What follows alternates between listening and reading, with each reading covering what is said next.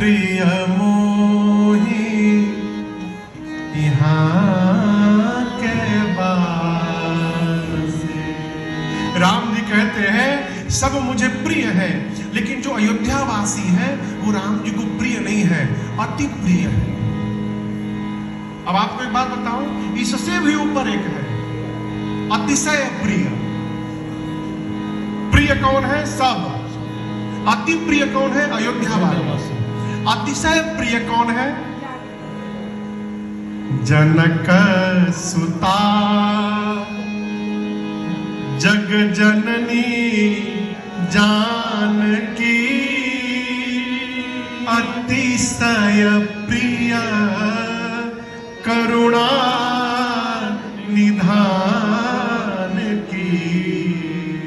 राम जी कहते हैं श्री किशोरी मैया, मेरी जानकी मैया मेरे प्रभु श्री रघुनाथ जी को प्रिय नहीं है, अति प्रिय नहीं है, अतिशय प्रिय है। इतने पर राम जी नहीं रुके, और भी लोग अतिशय प्रिय हैं। कौन? राम जी ने जब मां शबरी को नौधा भक्ति सुनाई तो कहा कि शबरी, 9 में से एक भी भक्ति जिसके पास है, नवम हुए कौ जिनके होई नारी पुरुष सचराचर कोई, सोई अतिशय प्रिय भामिनी मोरे असकल प्रकार भगति दृढ़। अब यहां दर्शन करिए, प्रिय सब है, अति प्रिय अयोध्यावासी, अतिशय प्रिय सीता जी। राम जी कहते हैं 9 में से एक भी भक्ति जिस मनुष्य के पास है, उस जीव को मैं उतना ही प्रेम करता हूं जितना जानकी जी को प्रेम करता हूं। भगवान उसको अतिशय प्रेम करते हैं। और एक बात की मैं गारंटी लेता हूं, राम जी ने शबरी मैया की 9 भक्ति सुनाई, तो दूसरी भक्ति क्या सुनाई? पहली भक्ति थी प्रथम भक्ति संतन कर संगा। पहली भक्ति संत का संग। दूसरी भक्ति दूसर रति मम कथा प्रसंगा। राम जी कहते हैं मेरी कथा में जो प्रेम कर रहा है वो दूसरी भक्ति कर रहा है। आप लोग यहाँ घड़ी को बंद करके जितने प्रेम से यहाँ कथा सुन रहे हैं, ये आपकी दूसरी भक्ति है, यानी जीवन में भक्ति है। और भक्ति है इसका मतलब रघुनाथ जी हम लोगों को भी उतना ही प्रेम करते हैं जितना किशोरी मैया को प्रेम करते हैं। ये प्रमाण है, प्रमाण है। अयोध्यावासी भगवान को अतिशय प्रिय है। जब मैं ये चौपाई पढ़ा ना, तो मैं उस दिन बहुत रोया था। क्यों रोया? इसलिए रोया कि मैं तो कलकत्ता में रहता हूं, अयोध्या में नहीं रहता, तो मैं भगवान को अति प्रिय नहीं हूं। रात को मेरे महाराज जी पूछे कि आंखें लाल क्यों है, तो मैंने कहा सरकार मैं भगवान को अति प्रिय नहीं हूं। क्यों? तो राम जी कहते अयोध्या वासी अति प्रिय है, हम तो कलकत्ता में रहते हैं। महाराज जी लेटे थे, उठ के बैठ गए, बोले पागल, 4 प्रकार के लोग अयोध्या वासी होते हैं।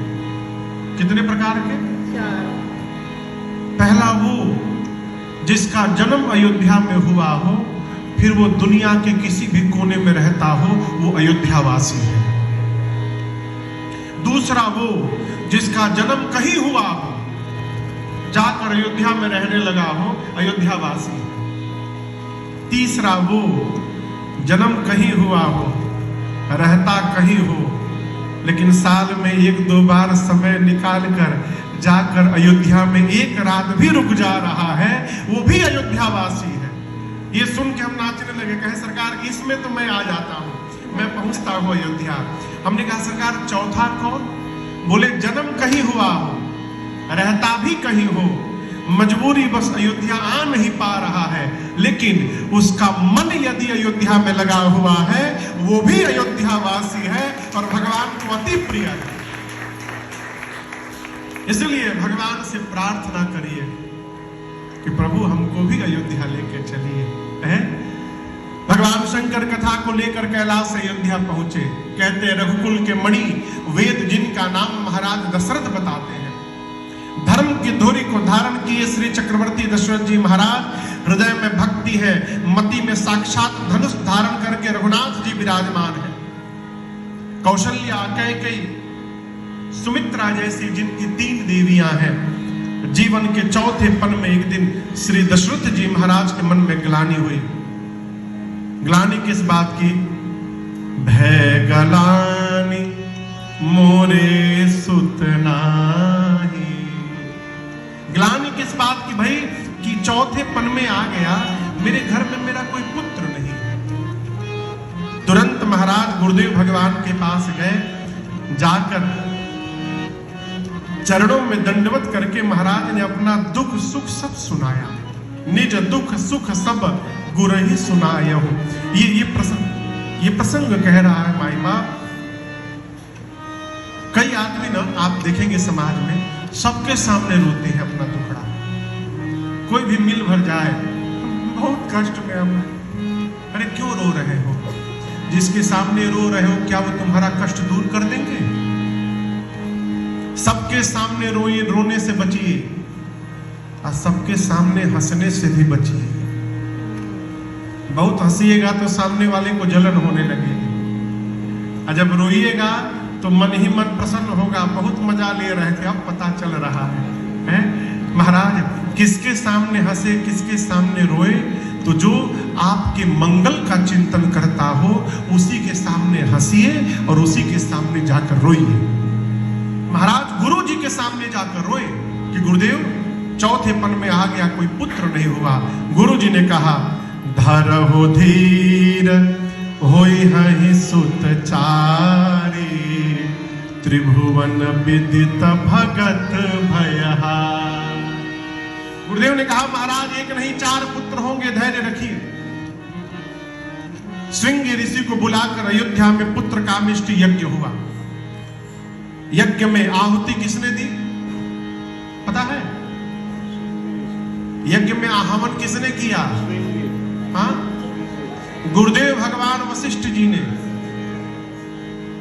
बात तो बहुत कड़वी है, मैं थोड़ा कड़वा बोलने से बचता हूं। बोलूं? पंडित जी महाराज बैठे हैं यहां पर, बोल दूं? स्त्री को आहुति नहीं करना चाहिए।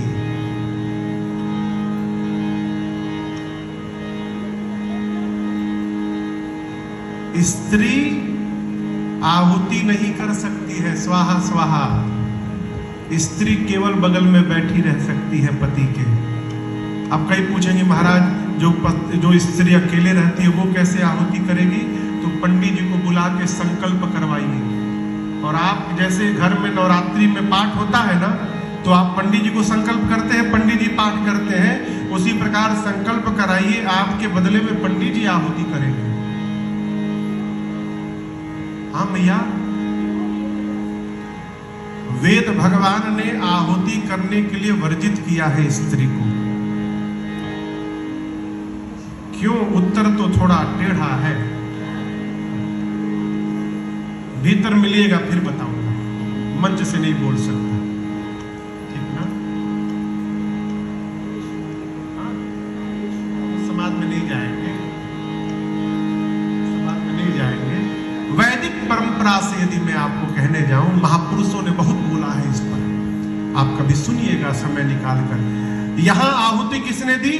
गोस्वामी जी कहते हैं, भगति सहित मुनि आहुति दीन्हे, भगति सहित मुनि आहुति दीन्हे।